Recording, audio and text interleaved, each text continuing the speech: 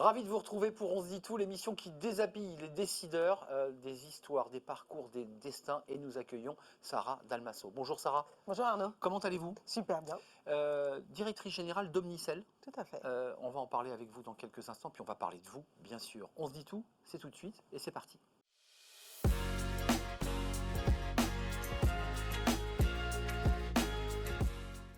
Retour en plateau avec Sarah Dalmasso. Bonjour Sarah, merci d'avoir répondu à notre invitation. Vous êtes directrice générale internationale d'Omnicell, entreprise américaine. Tout à fait. À View Mountain, le siège, c'est À View Mountain View, Mountain exactement, View. en Californie. Ouais. Vous y êtes allé? Pas encore. Covid oblige. J'ai été embauchée donc, Il y a 2 ans? il y a 2 ans, complètement en remote, donc complètement par Zoom. Donc je devais y aller, et puis le Covid est arrivé, et donc je n'ai pas eu l'occasion. Donc vous avez vécu ça, c'est le Zoom et les séquences de recrutement en visio. Complètement du visio. Je n'ai rencontré personne jusqu'à mon arrivée en juin 2020. On se prépare différemment d'ailleurs à un recrutement en visio qu'un recrutement en présentiel.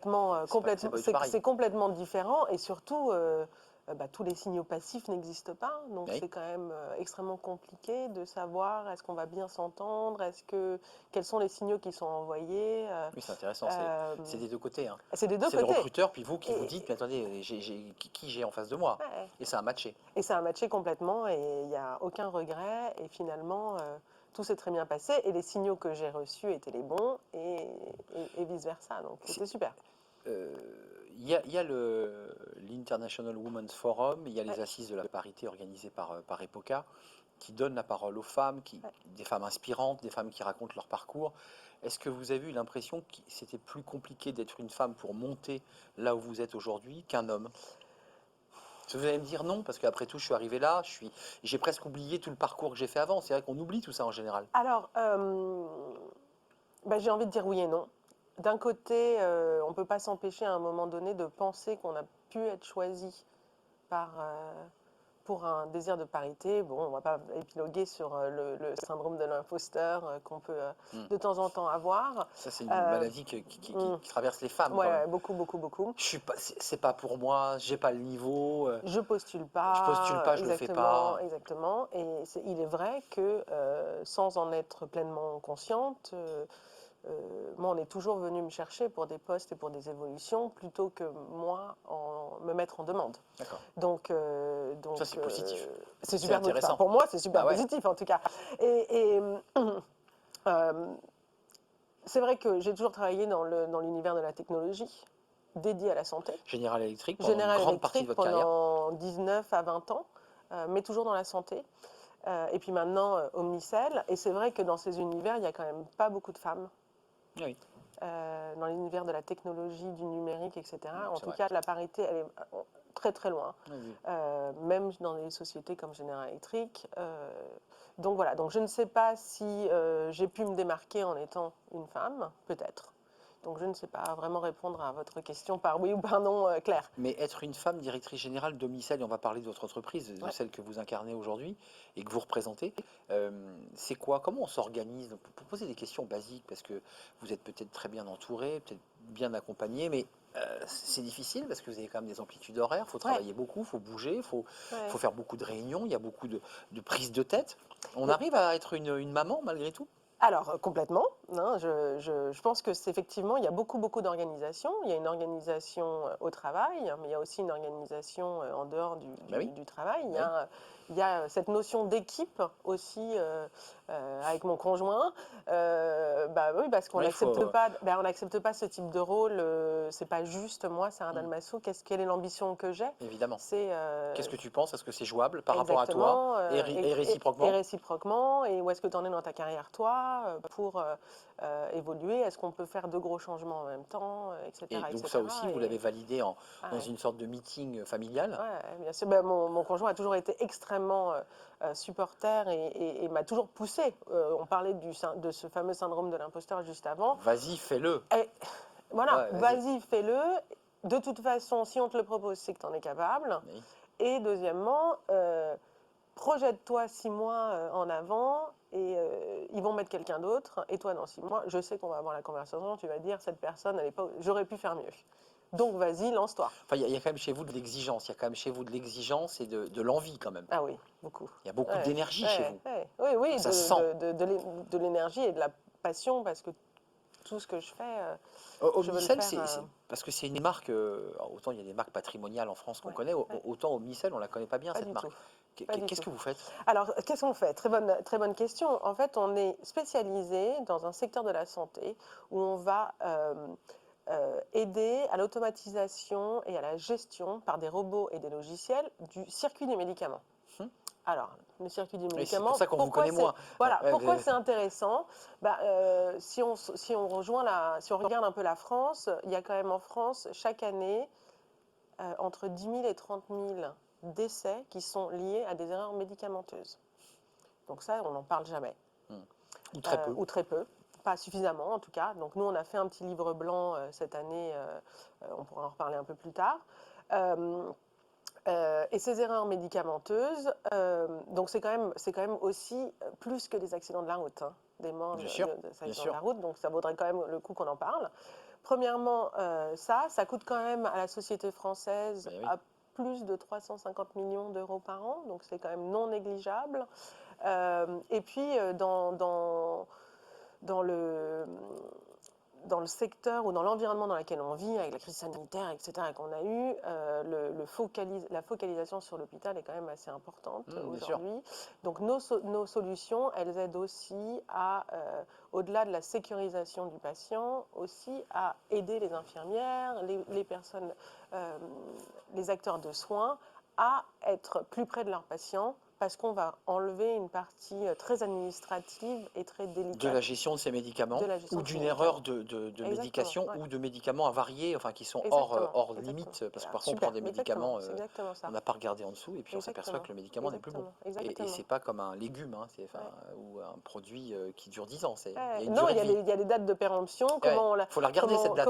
comment on Vraiment. gère et comment on gère l'inventaire. Il y a eu beaucoup aussi de pénurie de médicaments pendant cette période, Bien sûr, etc. bien sûr. Donc, comment, plutôt que de gérer du stock à un département de l'hôpital, comment on gère du stock Enfin, le au chiffre niveau d'un... que vous annoncez de plus de 30 000 personnes qui décèdent liées à des problèmes médicamenteux, c'est vrai qu'objectivement, journalistiquement, c'est pas une information qui est mise en avant. Non. On en parle quand Non. même assez peu. Et On c'est en l'occasion parle assez d'ailleurs d'en parler avec vous. Exactement. Vous avez choisi des questions. Vous avez choisi parmi 5 questions, notamment les questions du Collège de Paris, qui est la communauté d'écoles qui rend l'excellence accessible à tous. 5 questions. On va découvrir celles que vous avez choisies, Sarah.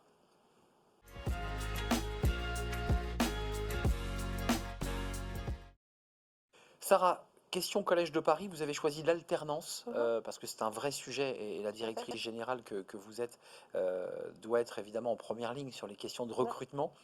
Considérez cette alternance comme un complément essentiel à la formation et à la rétention de talents. Ensuite, c'est quoi l'alternance pour vous? C'est un ascenseur social?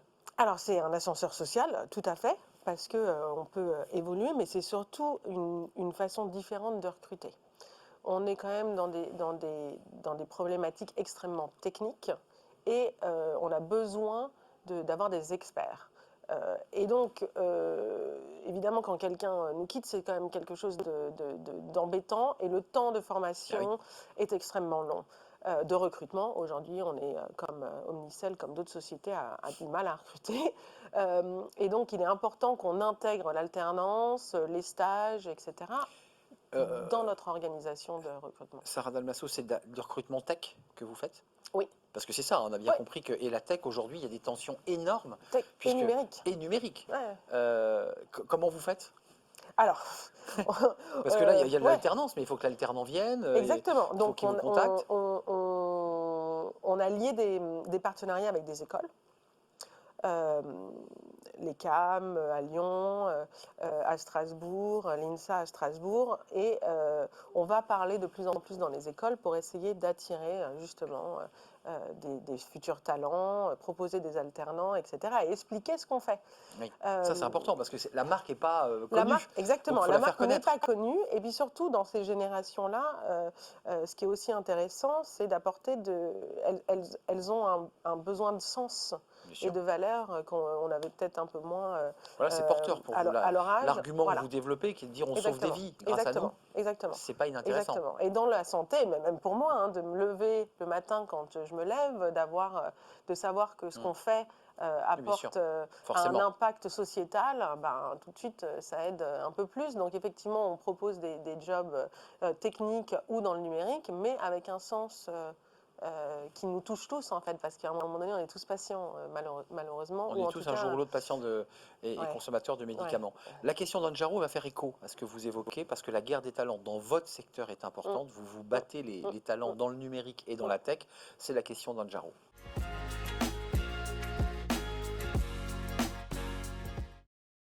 Sarah, cette guerre des talents, elle constitue un enjeu fort dans votre secteur en particulier. La guerre des talents est partout, mais en particulier dans les métiers de la tech. Euh, Comment ça peut constituer, cette guerre des talents, un levier d'attractivité? En un mot, et pour le dire à l'envers, comment vous rendez votre entreprise attractive pour les faire venir, ces talents? Bah, il y a plusieurs volets. D'abord, je pense que notre entreprise, elle est extrêmement engagée. Donc, engagée par moi, parce que je veux... Par votre personnalité? Ouais, que je voudrais en tout cas incarner une certaine passion et un certain engagement dans différentes choses. Donc, je pense que toute la notion de RSE, c'est extrêmement important. Donc, quelles sont les valeurs que notre entreprise va apporter? Au-delà, évidemment, on l'a dit, d'apporter un sens. Donc nous, on propose un certain nombre de jobs avec des carrières passes qui sont intéressants, mais toujours avec cette question de sens. Pour revenir sur la partie RSE, aujourd'hui, pour ça, c'est extrêmement important pour Omnicell, mais aussi pour moi, de savoir qu'on est une société qui crée de l'innovation avec une idée d'environnement, d'une gouvernance et d'un impact social intéressant. Juste un mot, parce que presque toutes les entreprises nous le disent, mais est-ce que vous rajoutez du télétravail, des avantages? Parce que aujourd'hui, le salarié de la tech vous dit, mais moi je veux bien venir bosser chez vous, mais il me faut 2 jours, 3 jours. Comment ça se passe? Là aussi, parce que vous êtes une entreprise américaine, enfin, en tout cas. Donc nous, on est, surtout en France, beaucoup en télétravail. C'est ça. Donc moi, je travaille en télétravail, ça a beaucoup avancé. Donc on permet cette hybridisation, on a des bureaux, mais surtout, on a vraiment été un peu plus loin dans l'hybridation. On se rend compte quand c'est important. Donc on se rencontre, ça c'est sûr, mais on peut se rencontrer n'importe où. On n'a pas besoin d'avoir un bureau fixe, etc. Donc on a une super app, dont je ne ferai pas la pub, mais on peut réserver des salles de réunion n'importe où, dès qu'on a envie de... Coworking, n'importe où, exactement. Dès qu'on a besoin de se rencontrer. On se pose et on bosse. Et on bosse 1 journée, 2 journées, 3 journées. Moi je fais un comité de direction 1 fois par trimestre. Ouais, mais où on est tous ensemble. Alors évidemment, on parle pas on travaille aussi tous ensemble, mais le reste du temps, on est en télétravail. Donc c'est assez flexible. On a des super outils, mais surtout parce que l'envers de ça, c'est la frontière entre la vie perso et la vie au travail. Et donc on a mis aussi en place une charte de déconnexion et du bon usage de ces outils, etc. Oui, donc, le sujet du collaborateur qui bosse jusqu'à 23h, jusqu'à minuit, et à qui vous dites, attends, lève le pied, parce qu'il faut que tu reviennes demain matin au boulot. La dernière question, là, vous avez changé de casquette ou d'uniforme, vous allez quitter votre poste de directrice générale d'Omnicell International pour vous draper du drapeau bleu-blanc-rouge et peut-être de pousser un coup de gueule, de dire quelque chose face caméra à nos élus, à nos législateurs, à nos députés. Tout de suite, c'est la question de l'hémicycle.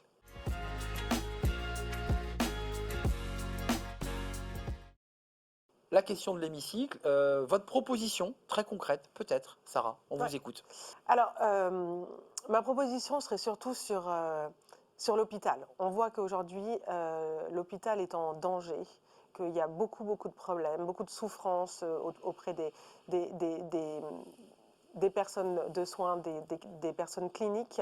Mais donc, et vraiment, on l'a dit juste avant, ce problème du circuit du médicament et des erreurs médicamenteuses. Donc, en 3 mots, quel serait mon plus grand souhait? Ce serait un plan national d'automatisation du circuit du médicament. Alors, ça inclut beaucoup de choses, mais vraiment en une phrase, ce serait ça. Ça inclut plus de lisibilité sur la numérisation, plus de lisibilité sur les financements. Et l'État, là, a quand même un grand... doit être acteur en jeu ici, puisque c'est à lui de créer des incentives pour que l'hôpital se réforme, mais se réforme pas uniquement sur des départements qui font des profits, mais vraiment qu'on regarde l'efficience, le bien-être des personnes, des accompagnants de soins. Voilà. Merci Sarah, c'était pas un coup de gueule, mais c'était une proposition parce que l'hôpital va mal, il ne faut pas faire que réformer les RH, mais aussi réformer et réorganiser cette chaîne du médicament. Elle a des enjeux, hein, c'est entre 10 000, on le rappelle, et 30 000 personnes qui chaque année décèdent liées à une erreur médicamenteuse. Une erreur médicamenteuse, oui. Merci Sarah de nous avoir rendu visite, c'est un vrai plaisir de partager ce moment avec vous, directrice générale de Omnicell International, basée à Mountain View. Exactement. On est d'accord? Mais vous allez y aller, j'en suis sûr. Ah bah, pas plus tard que le mois prochain. Ah bah voilà, vous voyez, direction la Californie. Merci à vous. Merci beaucoup. Merci à vous pour votre fidélité et toutes les questions. On se retrouve la semaine prochaine, évidemment, pour de nouvelles aventures et un nouveau numéro d'On se dit tout. Bye bye. Décideurs engagés, l'émission TV de l'Hémicycle animée par Arnaud Ardouin qui déshabille les décideurs, qui nous permet d'appréhender ce qui chaque jour leur donne envie de se battre et de réussir.